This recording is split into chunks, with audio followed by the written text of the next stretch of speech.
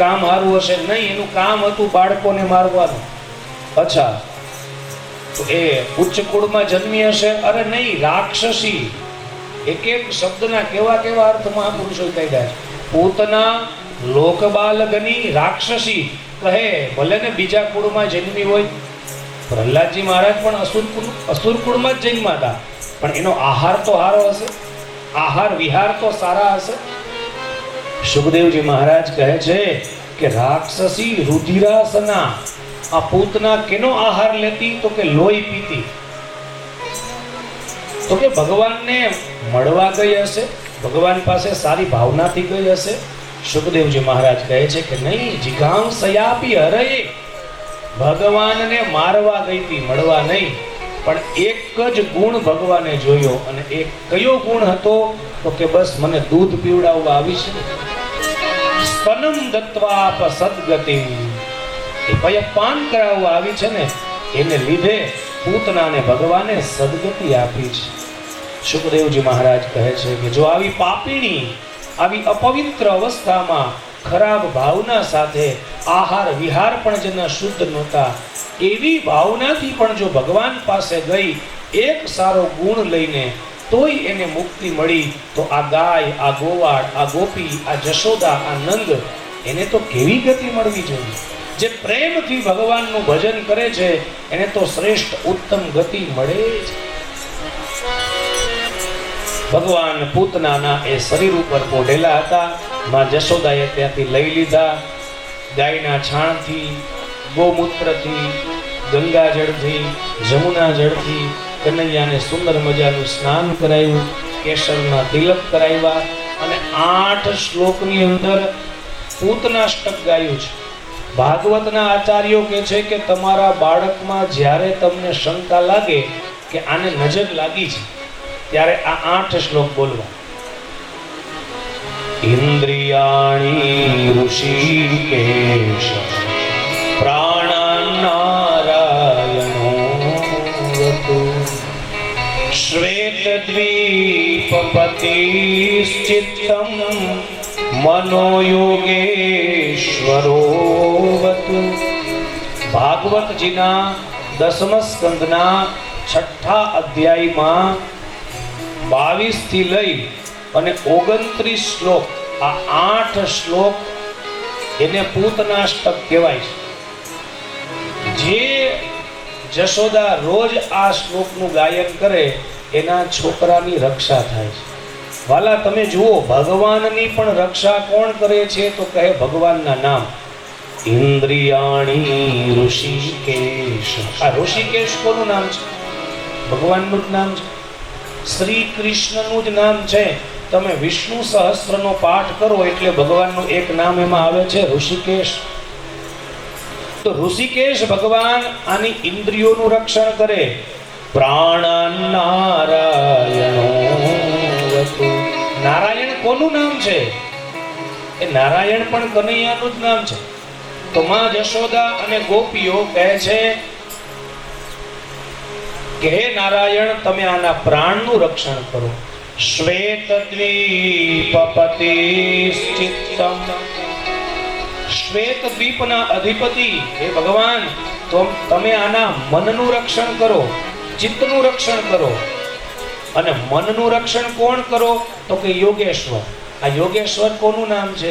એ ભગવાન શ્રી કૃષ્ણનું નામ છે. ગીતાના ગાયક એ યોગેશ્વર. તો એક એક નામ દ્વારા એક એક અંગનું રક્ષણ માંગ્યું છે. પુરુષની ગર્ભ સ્તુતે બુદ્ધિમ. પુરુષની ગર્ભ ભગવાન, તમે આની બુદ્ધિનું રક્ષણ કરો. આત્માનમ ભગવાન પર. હે પરબ્રહ્મ પરમેશ્વર ભગવાન, તમે આના આત્માનું રક્ષણ કરો. ક્રીડંતમ પાતુ ગોવિંદ. ગોવિંદ કોનું નામ છે? કનૈયાનું તો નામ છે ગોવિંદ. જેણે ગાયોએ જેને નામ આપ્યું છે. ગાયો કહે છે કે ભગવાન સ્વર્ગના રાજા ભલે ઇન્દ્ર હોય, પણ અમારા રાજા તો તમે છો. એટલે ગાયોના રાજા એ ગોવિંદ. જેને ગાયો ચરાવી એ ગોવિંદ. તો કહે છે કે હે ગોવિંદ ભગવાન, આ બાળક જ્યારે રમતું હોય ક્રીડંતમ, ક્રીડા કરવી એટલે રમવું. રમતું હોય બાળક ત્યારે હે ગોવિંદ ભગવાન તમે આનું રક્ષણ કરો. શયાનમ પાતુ માધવ. માધવ ગોપીઓએ નામ આપ્યું છે. કનૈયો માખણ ચોરીને ભાગે એટલે ગોપીઓ કે માધવ માધવ એટલે કે દોડમાં દોડમાં, એનું નામ માધવ. કોઈને ઊભો રહે એમ કેવું હોય તો તમારે સંસ્કૃતમાં એમ બોલવાનું માધવ, તું દોડમાં ઊભો રહે. એટલે આ બાળક જ્યારે શયન કરે ત્યારે હે માધવ આપ આનું રક્ષણ કરો. વ્રજંતમ અવ્યાદ વૈકુંઠ કે છે કે વૈકુંઠ ભગવાન જ્યારે ક્યાંય ફરવા જાય, વ્રજન ફરવા જાય ત્યારે આપ એનું રક્ષણ કરજો. ક્યાંય યાત્રામાં જાય ત્યારે આપ હે વૈકુંઠ ભગવાન આપ રક્ષણ કરો. આસીનમ ત્વામ શ્રિય પતિ. આસીન એટલે બેઠો હોય ત્યારે, આ બાળક જ્યારે બેઠો હોય ત્યારે હે લક્ષ્મીપતિ તમે આનું રક્ષણ કરજો. ભુંજાનમ યજ્ઞ ભુપાતુ સર્વગ્રહ ભયંકર. ભુંજાનમ એટલે કે ભોજન કરતું હોય જ્યારે મારું બાળક, મારા સંતાનો ભોજન કરતા હોય ત્યારે યજ્ઞના ભોગતા ભગવાન એ આપ રક્ષણ કરજો. યજ્ઞ નારાયણ ભગવાન તમે રક્ષણ કરજો. એમ એક એક અંગોની એક એક ક્રિયાની રક્ષા માંગી છે. આ દિવ્ય શ્લોકો છે. અને અંતમાં સુખદેવજી મહારાજ કહે છે કે આ પૂતના વધની કથા જે કોઈ પણ પ્રેમપૂર્વક સાંભળે ને એમને ભગવાનમાં પ્રેમ થાય છે. ય એતત પૂતના મોક્ષમ કૃષ્ણસ્યાર્ભકમદ્ભુતમ શૃણુયાત શ્રદ્ધયા મર્ત્યો ગોવિંદે લભતે રતિમ. ગોવિંદે લભતે રતિમ. ગોવિંદના ચરણોની અંદર એને પ્રેમ એને પ્રીતિ થાય છે. પછી તો ભગવાન ત્રીજું જન્મ નક્ષત્ર આવે છે એટલે ભગવાન 108 દિવસના થાય છે. 27 નક્ષત્ર હોય એટલે એ જ્યારે જે નક્ષત્રમાં ભગવાનનો જન્મ થયો એ ચોથી વખત આવે એટલે ભગવાન 108 દિવસના થાય. અને એવો તે મોટો ઉત્સવ થાય છે.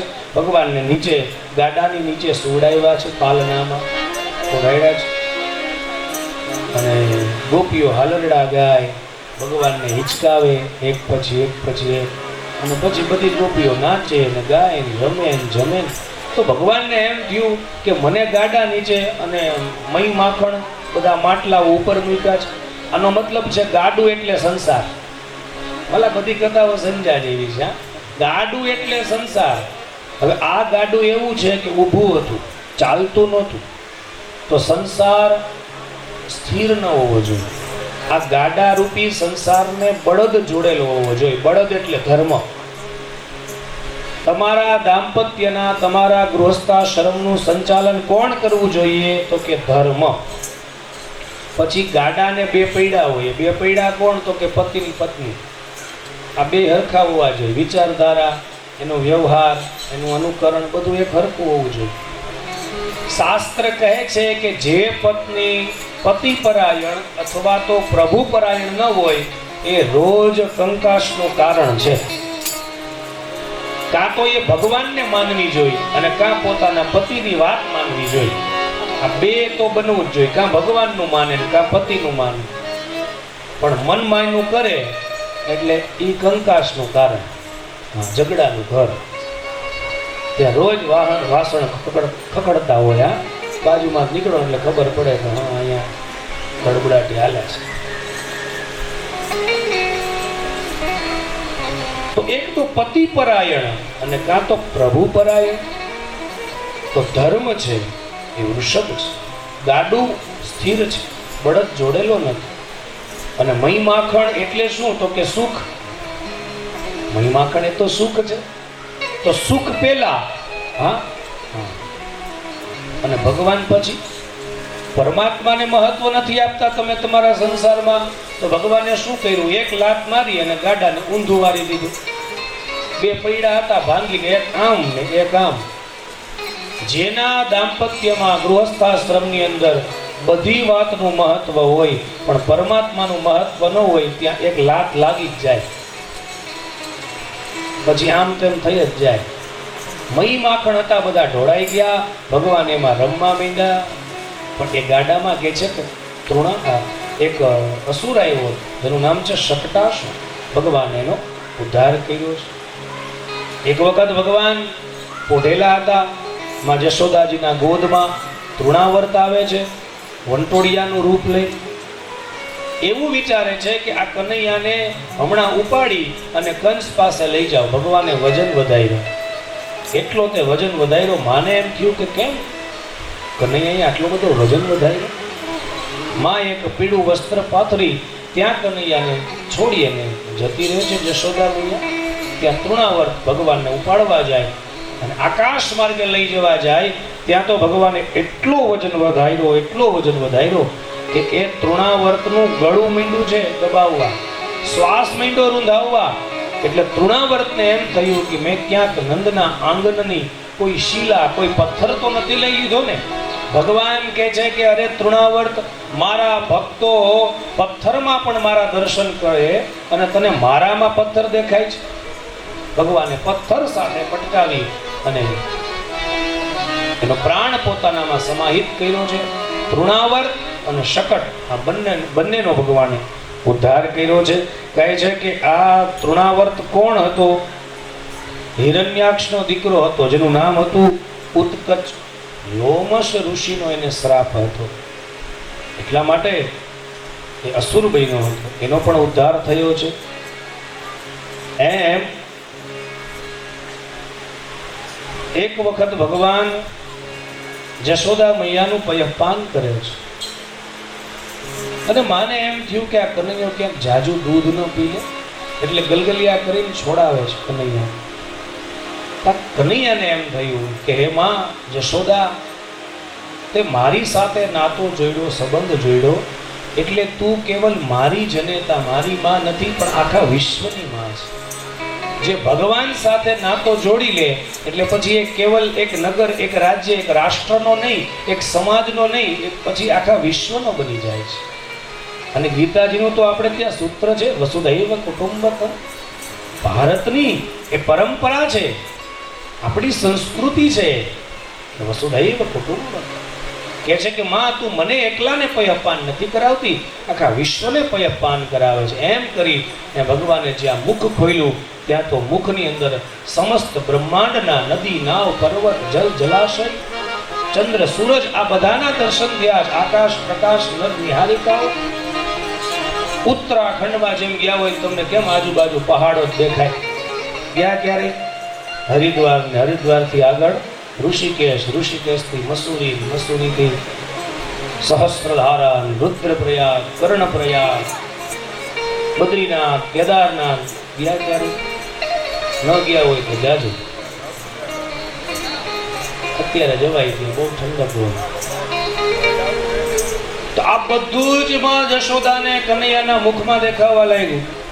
ખમ્રોદસી જ્યોતિરનીકમાશઃ સૂર્યેન્દુ વહ્નિ શ્વસનાન ઉદિંશ્ચ દ્વીપાન્નગાં સદ્દુહિતુર્વનાની ભૂતાની યાની સ્થિરજંગમા.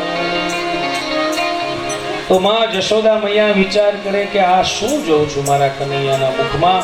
મને લાગે છે કે મારી આંખમાં નંબર આવી ગયા હશે. આમ કરી અને કનૈયાને છોડી અને પોતાના કામમાં જતી રહે છે. પછી તો એક વખત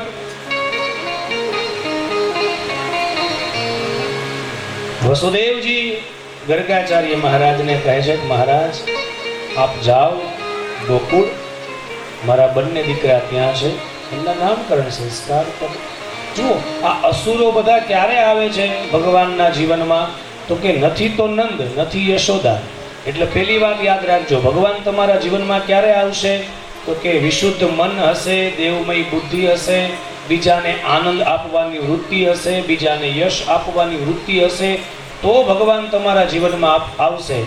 પણ તમે બીજાને આનંદ નહીં આપો, બીજાને યશ નહીં આપો એટલે શું થશે? તો કે અસુરો આવશે. એટલે એ કનૈયાને મારવાની કોશિશ કરે છે આ બધા અસુરો.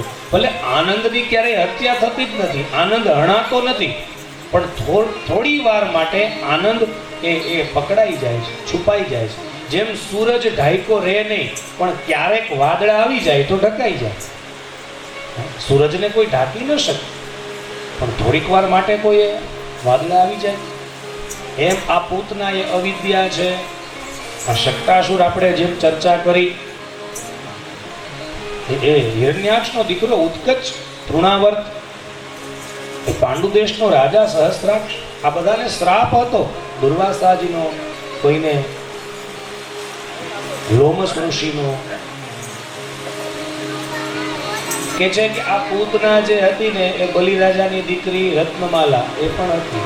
શું કામ? તો કે ભગવાન વામનજી બનીને આવ્યા, તેને એમ થયું કે આવો દીકરો મારે હોય તો ભગવાને કીધું તથાસ્તુ.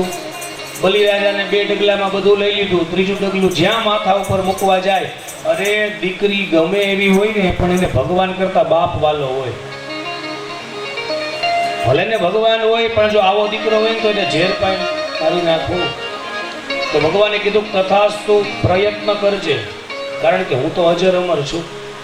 એ જ રત્નમાલા બીજા જન્મમાં પૂતના બનીને આવી. અસુરો ક્યારે આવે છે? તો કે આપણા જીવનમાં નંદ અને યશોદા, એટલે કે આનંદ આપવાની વૃત્તિ, યશ આપવાની વૃત્તિ નથી હોતી ત્યારે. વસુદેવજી ગર્ગાચાર્ય મહારાજને મોકલે છે કે આપ જાઓ ગોકુળમાં મારા દીકરાના નામકરણ સંસ્કાર કરો. ગર્ગાચાર્ય મહારાજ, ગર્ગાચાર્ય મહારાજ ગોકુળમાં આવે છે. નંદ બાબાએ સ્વાગત કર્યું છે. શું કામ સ્વાગત કર્યું? કહે મહારાજ આપ જ્યોતિષના પ્રવર્તક છો, જ્યોતિષના આચાર્ય છો. ત્વમ હિ બ્રહ્મવિદામ શ્રેષ્ઠ સંસ્કારાન કર્તુમર્હસી બાલયોરનયોર્નૃણાં જન્મના બ્રાહ્મણો ગુરુ. મહારાજ બ્રાહ્મણ તો જન્મથી જ ગુરુ કહેવાય, અને એમાંય પણ આપ કેટલા શ્રેષ્ઠ છો. આપ વેદ ભણેલા છો, આપ જ્યોતિષના આચાર્ય છો, આપ સંસ્કાર કરવામાં નિપુણ છો. જ્યોતિષામયનમ સાક્ષાત યજ્ઞાનમતીન્દ્રિયમ પ્રણીતમ ભવતાયેન પુમાન વેદ પરાવરમ. મહારાજ આપ મારા સંતાનોના નામકરણ સંસ્કાર કરો. ગર્ગાચાર્ય મહારાજ કહે છે કે પણ નંદજી, તમારે ત્યાં તો તમારો દીકરો પડખું ફરે તોય તમે ઉત્સવ ઉજવો. હવે નામકરણ સંસ્કારમાં તો આખું ગામ ધોવાડા બંધ કરો.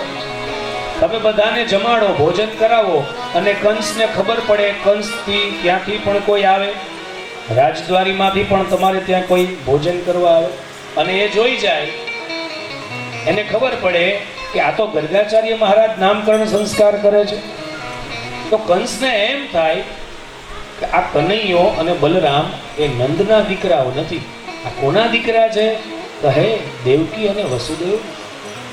અને કંસ તો પાપમતી છે, આ તમારા દીકરાની હત્યા કરે તો એનું પાપ મને લાગે, માટે મહારાજ હું તમારા દીકરાઓના નામ નહીં પાડું. પણ નંદજી કહે છે કે મહારાજ, જો તમે મારા સંતાનોના નામકરણ સંસ્કાર કરતા હોય ને, તો મારે બહુ મોટો ઉત્સવ ઉજવવો નથી. ગૌશાળામાં જઈ સામાન્ય સાદાઈથી આપણે નામકરણ સંસ્કાર કરીએ. મહારાજ તમે જો કરતા હોય તો. એક સમય હતો કે સદગુરુ નામ દેતા, દીકરા દીકરીઓના નામ કોણ પાડતા? તો કે મહાપુરુષ, ગુરુ યા તો કોઈ બ્રાહ્મણ. પછી બીજો સમય આવ્યો કે ફૈબા નામ પાડતા, અને પછી હવે સમય આવ્યો મા બાપ નામ પાડે. એ ગૂગલમાંથી ગોતી કેવું નામ રાખવાનું, તો કે યુનિક, અલગ હોય બધા. એટલે અલગ ગોતવામાંથી હાવ એવા નામ પાડો છો તમે. નામ એવા પાડવા જોઈએ કે નામ પ્રમાણે એનામાં ગુણ આવે. નામ એવા હોય. નામ ક્યાં, નામકરણ સંસ્કાર ક્યાં કરવાના? શાસ્ત્રો કહે છે કે ગૌશાળામાં જઈએ. કોઈ વિદ્વાન બ્રાહ્મણને બોલાવી, કોઈ સદગુરુના સાનિધ્યમાં. માં યશોદાએ બલરામજીને પોતાની ગોદમાં લીધા. રોહિણીજીએ ભગવાન શ્રી કૃષ્ણને પોતાની ગોદમાં લીધા. શું કામ અદલા બદલી કરી? તો કહે છે કે બંને માં પરીક્ષા કરવા માંગે છે કે આ ગર્ગાચાર્ય મહારાજ કેવા છે જ્યોતિષી. એટલે યશોદાએ બલરામજીને. હવે તમે જુઓ ભગવાન કૃષ્ણનો કેવી ધાક હશે. બલરામજી 1 વર્ષથી આવી ગયા છે, 1.5 વર્ષના થયા તો હજી નામ નથી પાડ્યું. શું કામ? તો કે કનૈયાની વાહે. ઘણી વખત નાના ભાઈની વાહે મોટો કુંવારો રહી જાય કે આના થાય ને એટલે બેની હાયરે જાન જોડવી છે. હાયરે જાન એમાં હાયરેમાં ઓલો મોર થઈ જાય ઉંમરમાં, પછી રહી જાય બિચારા. કનૈયાની ધાક એવી હતી કે નામ પણ પોતાનું પડ્યું નહીં કે કનૈયાની હારો હારો થોડોક સમય રાહ જોઈ જા. બંને માં ગૌશાળામાં. રોહિણીજી કનૈયાને ગોદમાં લે છે. માં દેવકીજી અરે જશોદા મૈયા બલરામજી. ગર્ગાચાર્ય મહારાજે વિધિ કરી, પૂજન કર્યું, સ્વસ્તિ વાચન કરી અને જે જશોદાજીના ગોદમાં બલરામજી સૂતા છે એની સામો આંગળી ચીંધી એના કપાળની અંદર તિલક કરીને કહે છે, અયમ હિ રોહિણી પુત્રો રમયન સુહૃદો ગુણૈ આખ્યાસ્યતે રામૈતિ બલાધિક્યા બલમ વિદુ. કહે છે કે મહારાજ આનું નામ એક છે રામ, જે બધાના હૃદયમાં વસે છે માટે એક નામ છે રામ. બલવાનોમાં શ્રેષ્ઠ થશે માટે એક નામ છે બલ. આપણે એને ભેગું કરી દીધું અને બોલીએ છીએ બલરામ. બોલીએ બલરામજી મહારાજ. 4 નામ પડ્યા છે, એક રામ, એક બલ, એક સંકર્ષણ. હલધર કે ક્યારેક વિખૂટા પડેલા એ યાદવોને એ ભેગા કરશે. અને એક નામ પડ્યું છે રોહિણી. રોહિણીજીનો દીકરો છે માટે રોહિણી. અને પછી તો ગર્ગાચાર્ય મહારાજ કનૈયાની સામુ જ્યાં દ્રષ્ટિ કરે ત્યાં તો એને સમાધિ લાગી જાય છે. નંદ બાબા બંને બાહુ પકડીને હલાવીને કહે છે કે મહારાજ આના નામ પાડો. ગર્ગાચાર્ય મહારાજ કહે છે કે આનું નામ પાડવામાં હું મારું નામ ભૂલી ગયો, કેમ નામકરણ સંસ્કાર કરું? કહે છે કે અરે ઓ નંદ, આ તારો લાલ તો દરેક યુગમાં જન્મ લે છે. સતયુગની અંદર શ્વેત વર્ણનો થઈને આવે, આ દ્વાપરની અંદર પણ આવે, આ ત્રેતામાં એ પીત વર્ણનો થઈને આવે, ક્યારેક હરિત વર્ણનો થઈને આવે. આ કળિયુગ છે એટલે ક્યારેક રક્ત વર્ણનો થઈને આવે. આ કળિયુગ છે એટલે કળિયુગમાં કૃષ્ણ વર્ણનો થઈને આવ્યો છે, કાળો બનીને આવ્યો છે. એટલે આનું એક નામ રાખું છું કૃષ્ણ. કૃષ્ણ એટલે શું? તો કે દરેકને જે આકર્ષિત કરે, પોતાના તરફ ખેંચે, એનું નામ છે કૃષ્ણ.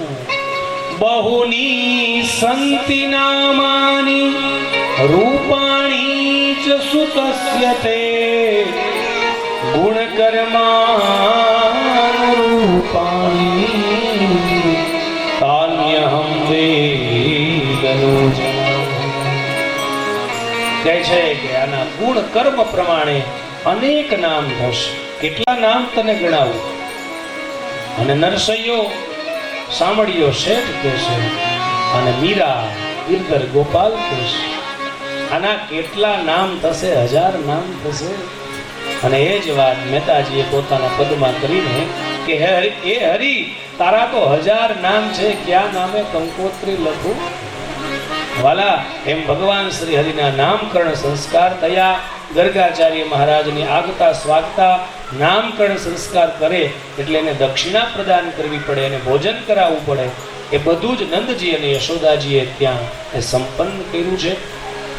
આવો આપણે પણ સમય થયો છે ભગવાનના આ જ નામકરણ સંસ્કારના એ એક કીર્તન સાથે રાસથી જોડાઈ અને અત્યારની કથાને વિરામ દઈશું. બપોર પછીના સત્રમાં ભગવાન શ્રી હરિના બાલચરિત્રોનું આપણે યથાસમય એનું અવગાહન, એનું રસપાન કરીશું. હરિ તારા છે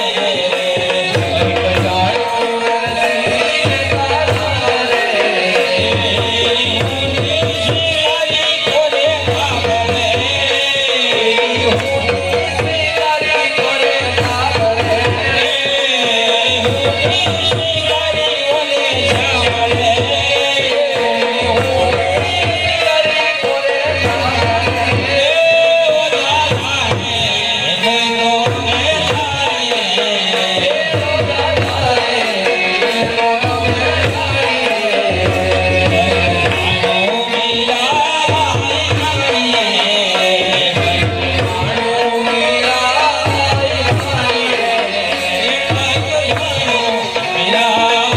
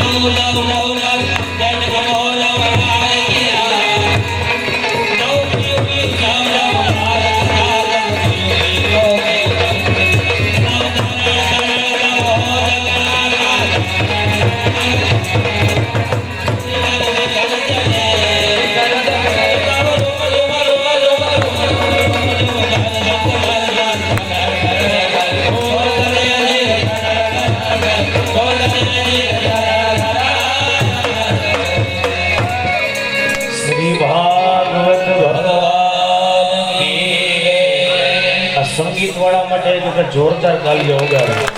આ તમે થાકી ગયા ઈ ન થાય. આ એક નક્કી કરીને આવ્યા. આ થાકી જાય ને ત્યાં સુધી અમારે બંધ જ નથી થતું. પ્રવીણભાઈ હારું દીધું નવી સ્ટાઇલ છે. દ્વારિકાધીશ નમઃ પાર્વતી પતયે હર હર મહાદેવ. સર્વને જય શ્રી કૃષ્ણ. યોગ જ્ઞાન થા સાંખ્યમ વિદ્યા શિલ્પાદિ કર્મ ચ વેદા શાસ્ત્રાન વિજ્ઞાન એતત્ સર્વ જનાર્દન. જેઓ યોગ જ્ઞાન વિજ્ઞાન અને વેદને જે સાથે રાખી અને આપણને જે જ્ઞાન પીરસે છે એવા વક્તા પ્રકાશભાઈ દવેને એકવાર જોરદાર તાલીઓથી વધાવો વાલા. અને આજે આવી જ દિવ્ય કથા, આવી જ દિવ્ય ગાથા અને ભગવાનના 56 ભોગના દર્શન એ આ બપોર પછીના સત્રમાં આપણે માણવાના છે. અત્યારે સૌને જય શ્રી કૃષ્ણ, જય સિયારામ. બપોરે બરાબર 4 વાગે આપ સૌ મળીશું.